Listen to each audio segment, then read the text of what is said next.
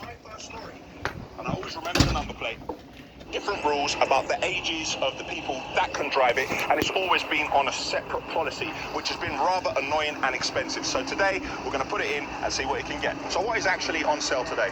The first one is a template Volvo tipper, which is an 8x4. The second one is a DAF tipper with an aluminium body, which is an 8x4. We have our Volvo Grab, which is a 12-litre 440 with an Epsilon crane on it. We have my first lorry, and I always remember the number plate, LT59NMB. This as well is an 8x4 grab lorry with an Epsilon crane on it. We have two skip lorries, both are Volvos. One is an 06 and one is an 07. Hopefully we get lucky today and get some good prices for our kit. Everybody seems to be busy and there's not actually anything they can buy. So what is available is getting much higher prices. Now, we shipped all our vehicles down here on the back of a trailer which we rented.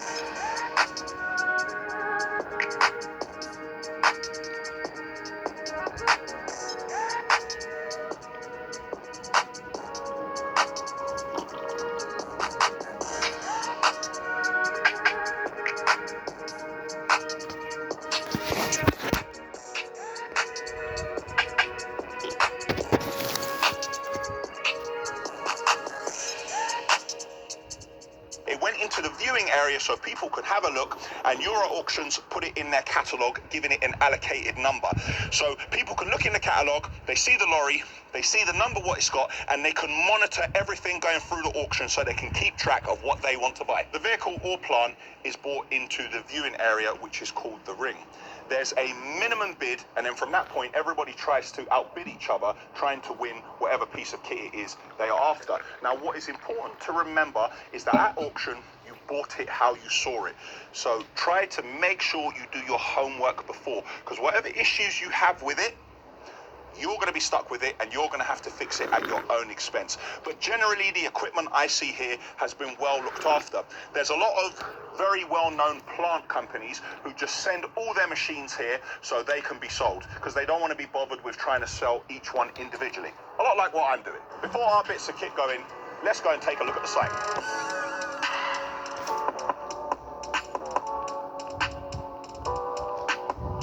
Having a look around, I can see engines, I can see buckets, I can see generators, I can see machines, I can see vehicles.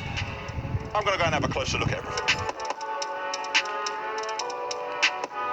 In this area we have jacks, we have chains, we have attachments, and we have lawnmowers.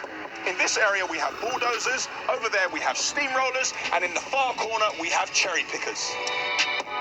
Here we have every type of roller. Over here we have lorries, so we have tippers, we have grabs, we have tractor units, I can see hook loaders, and I can see skip lorries. In this area we have panelled vans, tipper vans, and pickups. I've just worked out that there's normal cars going through as well. Over here we have curtain sliders, a boom pump, bottle mixers, and a few volumetrics. Here are the workshops. Here are the rings where the auctions take place, which there are 3 of. And now let's get to the auction. What would you choose as your starting civilization? Spain. They have the higher yields of resources, and they have extra experience bonuses for the commanders. In the early game, they are unstoppable. Right, so here we are in ring 1 mid-auction. So let me explain what happens. The actual person running the auction isn't here. He's had to dial in because of COVID. He couldn't come over and do this. So we have a man over there. And the guy that you can see over there, he is talking to the 2 guys at the front. So the 2 guys at the front are the bid catchers, and this man is the link. So this man being the link is talking to the auctioneer. So the auctioneer can see online bids, and the bid catchers give the bids to the link over here, and the link is communicating with the man running the auction. There's a lot going on here.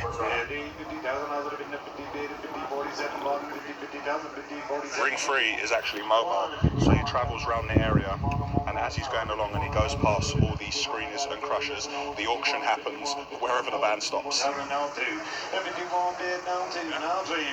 So here we are, our first bit of kit is up for sale.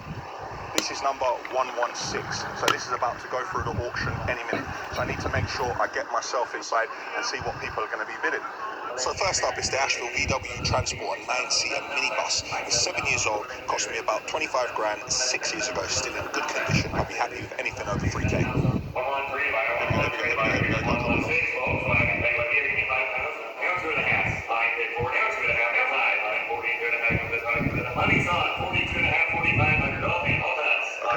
Okay, we're going up. 5,000, we're up to £5,000. Yep. 5,250, come on, man. Sold. Well, that was sold. That's our first bit of kit. The 9-seater went for £5,250. To be fair, that's not bad. That's not bad. It's a 9-seater, 7 years old. It's not Euro 6. It's got quite a bit of mileage on it. I'll take that. I'm happy with that. Okay. Number one. Success. 6. It's got quite a bit of mileage on it. I'll take that. I'm happy with that. Okay. Number one. Success. Next up is the 2013 Mini Club van, and it's cost me about 13 grand 5 years ago. Anything over 3 grand, I'll be happy with this. It's in pretty good condition. Come on. 3,000, let's go. Yep. 3,500, 3,500, come on. 4,000, come, let's go.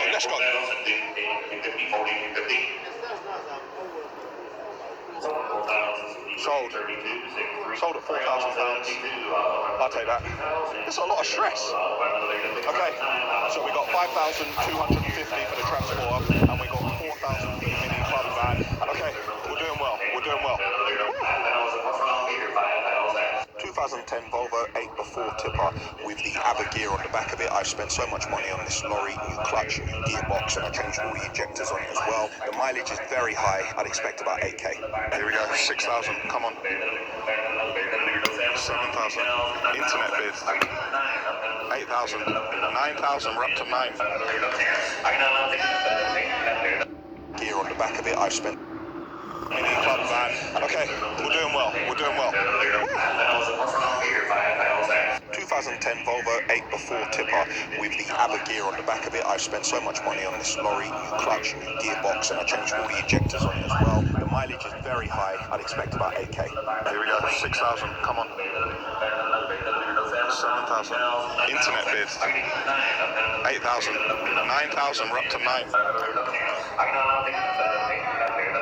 11,000, come on. Come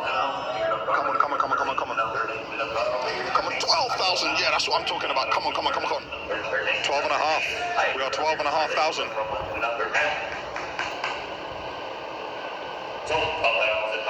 12,500 for the template Volvo tipper.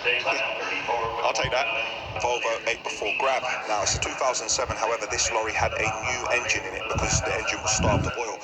Really good lorry. I paid 29 grand for this a long time ago. 18k I think is about right. We're back to back. Here we go again. The emotional roller coaster. Here we go with the Grab. Okay, 5,000. 6, 7, okay. 8,000, 8.5, 9,000, 9.5, 10. That's not great, man. Come on. 11,000.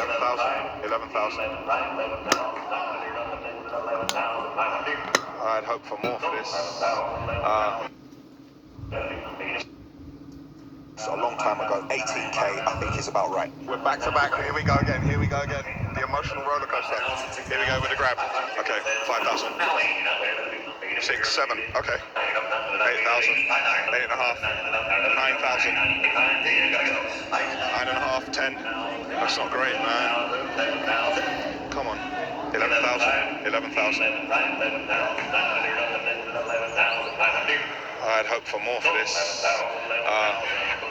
No, that is not great. That is a 12-litre 440 automatic with an Epsilon crane on it. Somebody's just taken that out of steal. That is sold for 11,000. Okay, so we got a little break before the other ones come. But do you know what? I'm happy what I got for the tipper, but I'm really not happy what I got for the Grab. Really not happy what I got for that Grab. But what can you do?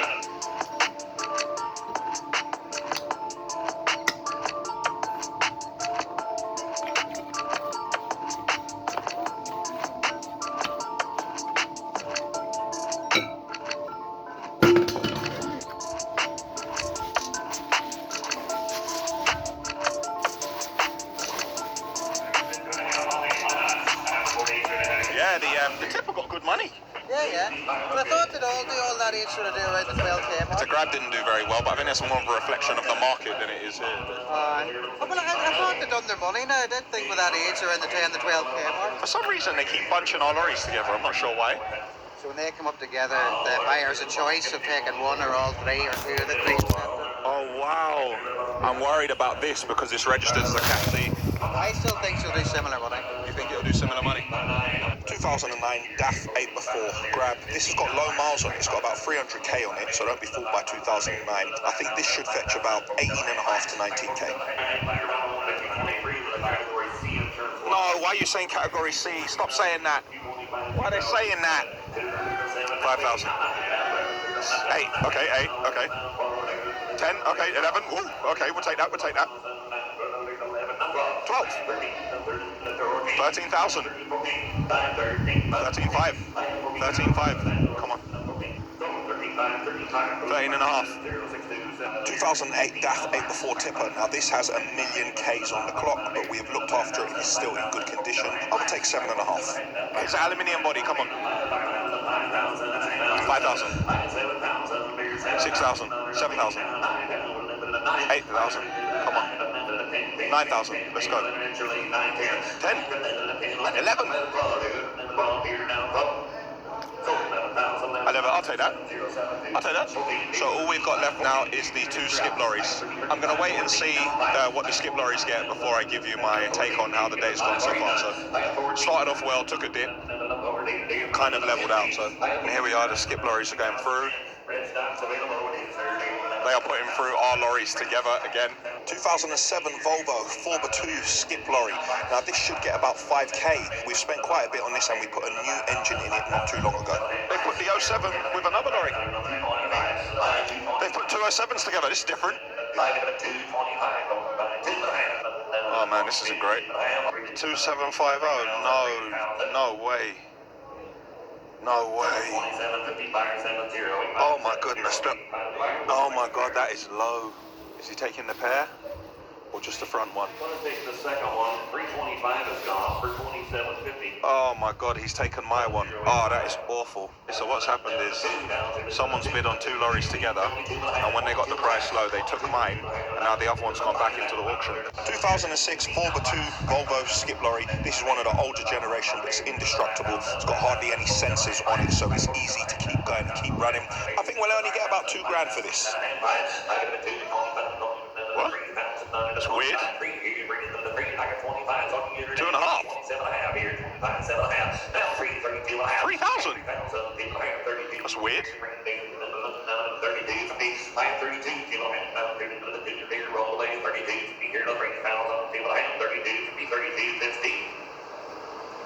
So 3,000 by number 6002 by 6002. Okay, that's really strange. So the 07 plate with less mileage, the one that we put the new engine in, that has gone for 2.5, and the 06 plate with no aircon and hardly any electrics has gone for 3,000. Strange. If it's being shipped internationally, I guess a lot of people want the older lorries because they've got less sensors and everything on them, but wow. Okay, so we didn't do too well on the first one, but on the second one we did a lot better.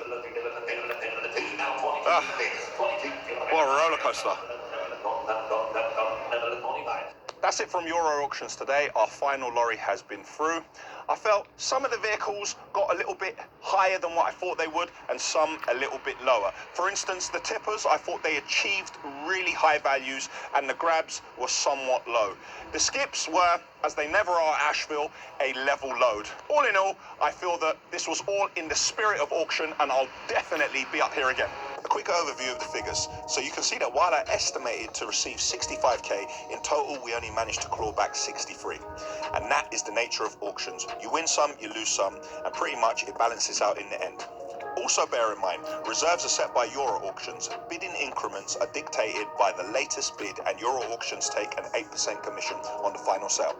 I hope you guys enjoyed the insight into what the auction is like. I'd like to congratulate the new owners of all the Asheville vehicles. Hopefully the lorries have found a good home, and when they leave the yard, they will not be charged £100 to drive to the bottom of the road. Apparently, the air is different in the north of the country than it is in London, because essentially that is what emissions is about. Now I think about it, aren't we actually just shifting the problem? Anyway, for now, that's not my problem. I need to go and find some new Euro 6 lorries. Click here for the Asheville website. Click here to subscribe to our channel. Click here to see a video on our entire fleet, which features some of the lorries that were sold here today. And click here to see a video on the restoration of our sweeper. I need to get back on the motorway. 4 hours. It looks like it's going to rain. But a great day.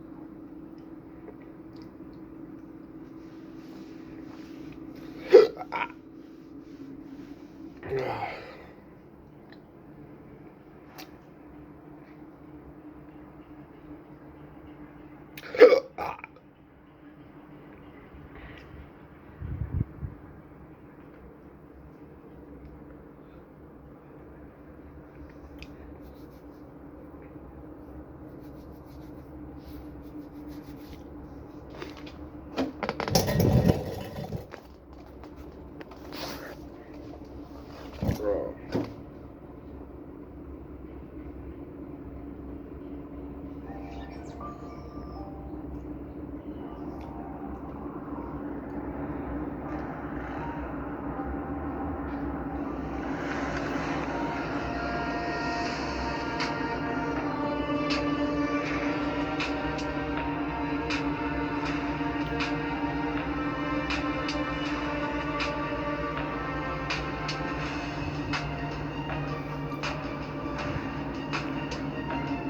I want us all to be fucking together, motivate each other, you know, positive, no haters, no bullshit.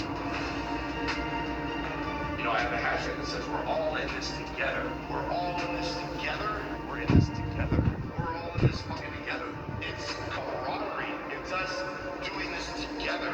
I don't give a fuck if you're 120 pounds or you're 350 pounds, an IFBB pro bodybuilder. I don't give a fuck if you're Mr. Olympia. I don't give a fuck if you're the strongest guy in the world. Just because you have more muscle than this guy, just because you're taller, just because you're stronger, it doesn't make you better. So get that fucking shit out of your head.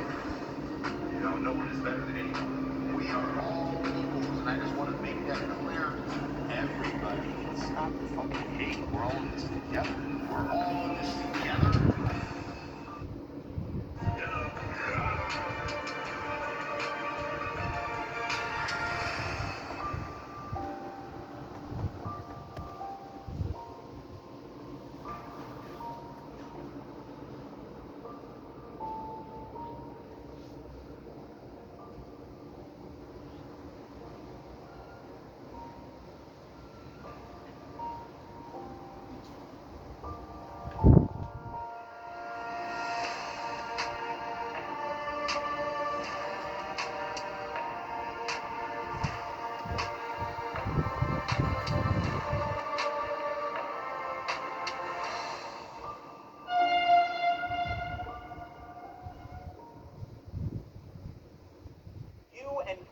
Used to get along.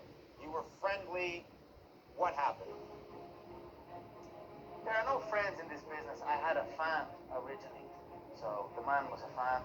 And then, you know, things change and that's it. So I don't have friends in this business. It's a ruthless, ruthless business, Colin. So, no friends.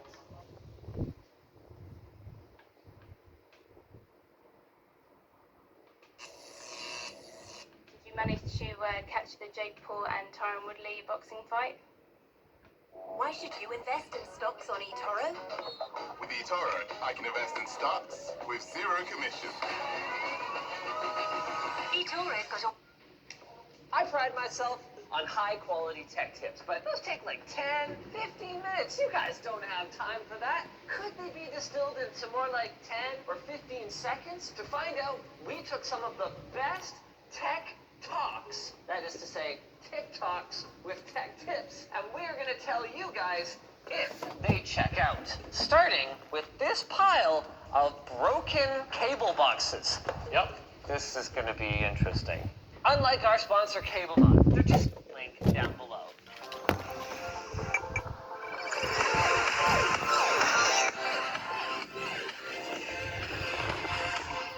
One of the most fun things for me about this is I haven't actually seen any of these tech talks. And our first one is from Dylan.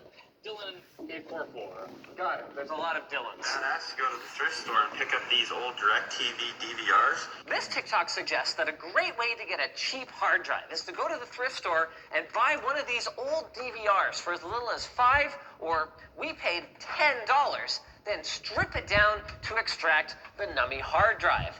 Dylan suggests that you can find drives that are as large as 1 or even 2 terabytes inside these units, which would be one heck of a value. And we can actually already see in this one that Dylan might be onto something. One thing Dylan glossed over in his very concise guide, though, is that toes are security screws. Okay, just hold on there for a second. That's not very safe.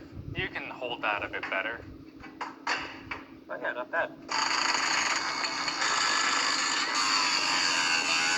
Oh yeah. You want some gloves? I'm gonna get you some gloves. Nah, I am very covered in metal shards. Can I suggest a I'm thing? good.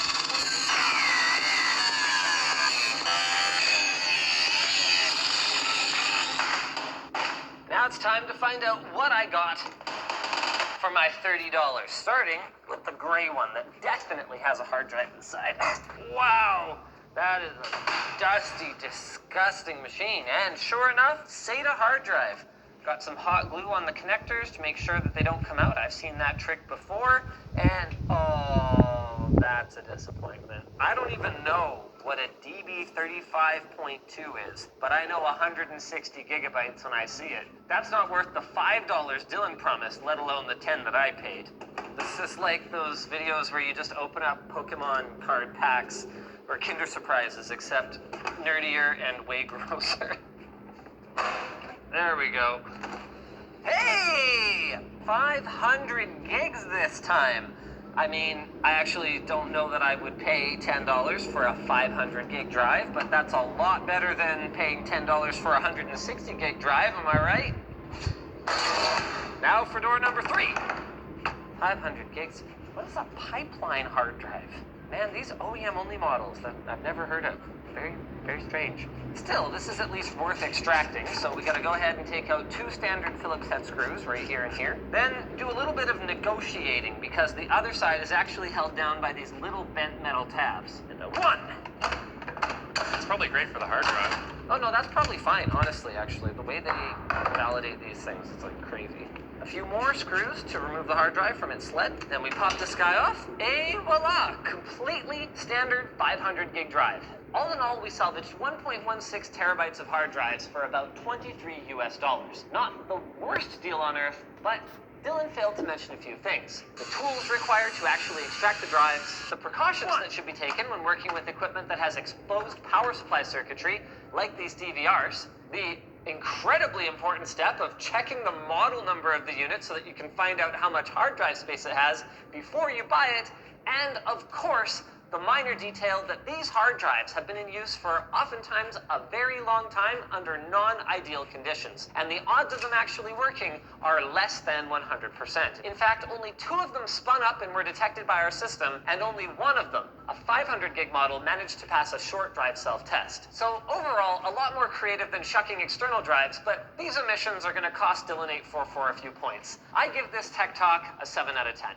But if adding sketchy hard drives to your system isn't the best idea, what can you do if your drive is full? Well, one idea is to just free up space on your existing machine. We watched countless TikToks, and this one by Hardware Savvy is definitely the best, but also the most infuriating, because he almost got it right. how to instantly free up gigabytes of space from your PC. And you'll be surprised to find a lot of apps that are taking up a lot of space that you haven't used in a long time, like this one here. This is all fine. In the next video, I'm going to show you a tool that's going to allow you to free up tens of gigabytes of data that you never thought existed on your hard drive. It shows Winterstat briefly. No video about it ever comes out. Okay. Uninstalling unused programs and cleaning up temporary files are both a good start. But the truth is that 4 gigs isn't even enough to install many game patches these days, let alone the entire game. And that's where the type of tool that TechSavvy showed us, but then didn't demonstrate how to use, is much more useful. We're going to go to ninite.com, select Winterstat, get your Ninite, and we're going to install one of those tools and show you guys how to use it. Now that Winterstat is installed, all we need to do is wait for the analysis to run. You have 18.5 gigs in your recycle bin, Alex. When the analysis is done, you get this great visualization that shows your entire drive as a mosaic of little squares and rectangles. Then, if you select a particular folder, you can actually see an outline of every one of the individual files inside that folder. And that's what's really great about a tool like this, is instead of only targeting temporary files that the operating system itself created and knows are temporary, it can target files that you created temporarily and then totally forgot about. Overall, we were able to free up almost 30 gigabytes of unneeded data. So I give this Tech Talk a 10 out of 10 for the idea. The implementation, where he doesn't actually make the video he promised, drags it down to about a 3.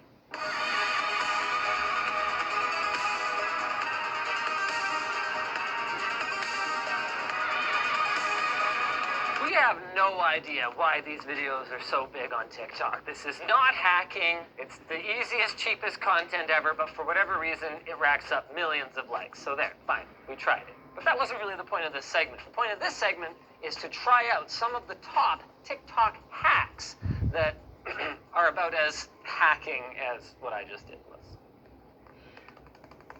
Our first hack from Drias has 750,000 likes and almost 100,000 shares. You go up to this top bar and you type in prnt.sc/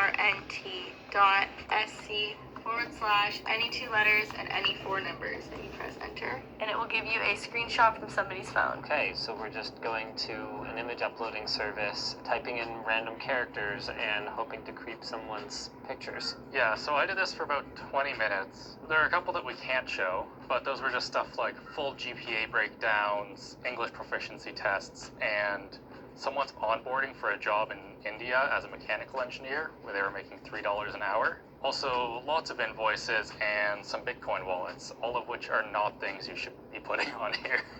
Okay, so what's happening here is people are using more advanced screen capture software than what's included with their computer. Snipping Tool, which comes with Windows, will allow you to drag a window and then save that file, but it only saves it locally. Some of these other programs, like ShareX for example, have features that allow you to automatically upload the image to an image sharing service, and then they will actually take that URL, automatically copy it to your clipboard, and then allow you to paste it and share it with someone else. It's very convenient when the images you're capturing aren't confidential or private, but this goes to show you how easily people could stumble across them, whether by accident or, in this case, on purpose. Do you want the best one that I found? How important is it? I'd be enjoying a glass of wine, sitting back in a black leather armchair, watching a fireplace while the walls of the room I'm in are covered in screaming and wailing faces. Yeah. Definitely a way to kill an hour if you have nothing else to do, and unlike any of our other hacks, you aren't actually accessing compromised information someone didn't intend to share with you. I'm giving it a 10. This goes to that URL. A breakdown.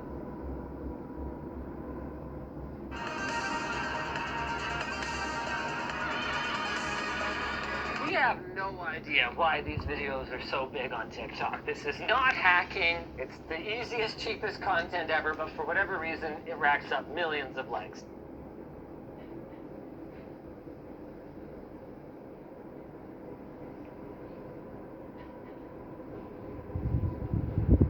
So there, fine, we tried it. But that wasn't really the point of this segment. The point of this segment is to try out some of the top TikTok hacks that are about as hacking as what I just did was.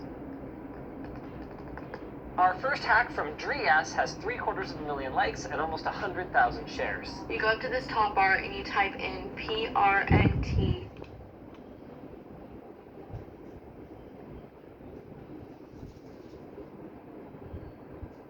dot sc forward slash any.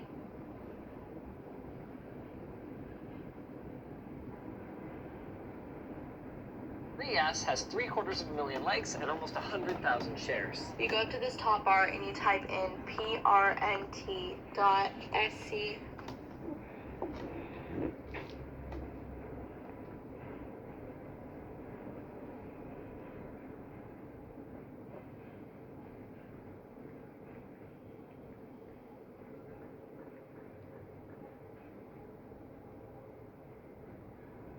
Forward slash any 2 letters and any 4 numbers.